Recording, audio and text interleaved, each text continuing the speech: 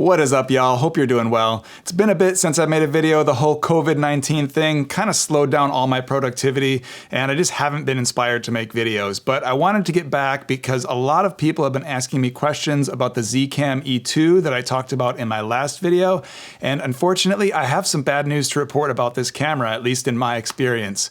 I had a number of issues come up, and I'm going to go through those in this video and talk about what might make you want to reconsider this camera if you've been looking at it as something to upgrade to. So to get started, I just want to say that these are experiences that I've had. Other users are having great results with this camera. So there's a chance maybe I just had a defective unit, or maybe there was just something funny going on with the way I had my settings set up. But the four things I'm going to talk about today made this camera just not something that I felt confident using in a professional setting. And so I sent it back to B&H and fortunately got a full refund. The first thing that I noticed when I was using the camera is that I was monitoring my audio with headphones through the built-in jack on the camera itself. And I was getting a lot of noise in that headphone signal. And I was at first really concerned that this was actually the noise floor of the camera and that I was going to just have this in my footage. But then I'd go onto the computer, I'd play back the footage, and it sounded fine, basically, relatively good. I don't think the preamps in this camera are amazing, and in a lot of cases you might actually be using an external recorder to record your audio, but what I had was good enough and I felt fine with that. But the problem came in is when I need to monitor and fix my audio levels, I want to have a clean signal so I know what I'm working with.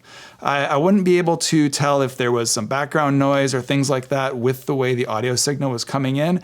And so this wasn't a make or break thing, but it was a bit frustrating and it made me start to be like, okay, this is an expensive camera. Why is the audio not working that great?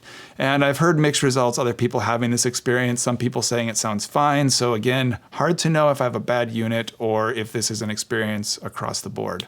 The next thing I noticed that was a bit troublesome was playing back footage, particularly playing back slow motion footage, where often maybe you've hit record before the action actually happens and you want to fast forward to where the action actually starts to start reviewing that. And the Zcam just does not handle this well. This is not a defect of my camera. This is just the way the operating system currently works.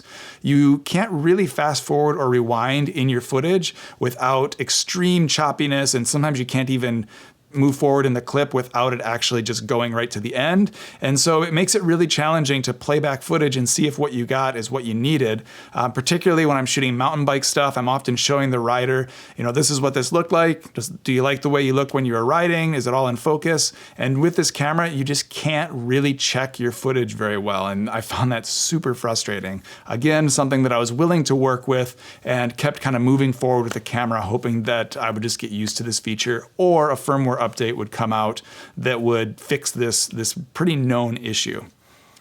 The next thing that I ran into was random resets. And so I'd be out shooting something and all of a sudden the camera would just turn off in the middle of what I was doing, and it might actually get into a reset loop and it would turn on for a second, turn back off, restart, turn on, restart, turn on. It would just keep going in this cycle. And the only way to actually stop it was to unplug the battery completely from the camera, and then I'd plug it back in and things would seem to be fine again. And then, the issue might come up another day or two later.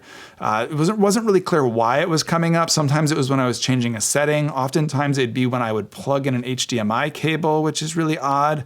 And the other piece that's a bit tricky is when you want to take the battery out, unless you have a really, really thin HDMI plug, the battery actually bumps into the HDMI cable and you have to unplug the HDMI, then undo the battery, put the battery back in, replug in the HDMI. So it became this workflow issue, and it really made me question the reliability of this camera. If I was on a paid shoot, I need to get everything done in a 4 or 6 hour window.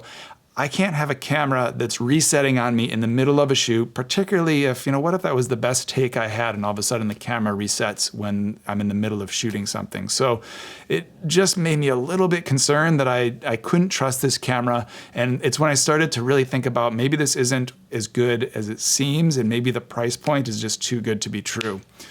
The final point that's really the last nail in the coffin, the final strike against this camera, was this line that I was seeing appear in my footage. And it wasn't happening across the board. It's definitely not something that is only unique to my particular camera. There's other users that have had the same experience. but this line would appear about 1/3 of the way in from the left side of the frame. And on one side of the line, there'd be sort of one exposure color balance, and then the rest of the frame would be another exposure or color balance. And you might be able to fix it in post because it is always in the exact same location. But upon further research, there's some people that are saying this is due to not exposing footage properly, high dynamic range situations where you've got something dark in the foreground and brighter in the background can bring it out. I was experiencing this when I was shooting in log. I experienced it when I shot in Rec 709. It was most visible when I was shooting in 4K, 120 frames a second, which is one of the primary reasons I actually purchased this camera. But I was also experiencing it when I was shooting in 24 frames per second, 60 frames per second.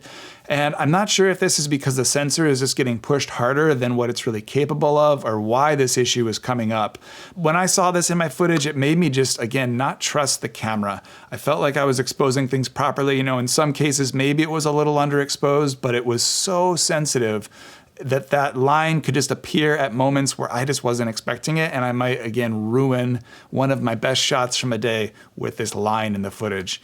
It just wasn't acceptable for me. For a camera that's almost $4,000 Canadian, I just need something that's going to work. You've got to know how to properly expose your camera, but I didn't feel like I was pushing anything beyond what should be acceptable for most modern cameras. So with that, I returned the camera and decided that I just have to figure out something else that'll work for me.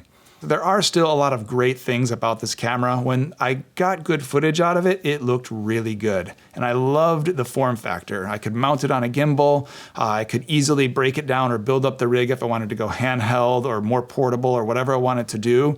And the different media types you can use, all these things made this seem like it was going to be the perfect camera. So I'm pretty disappointed that it didn't end up working out for me.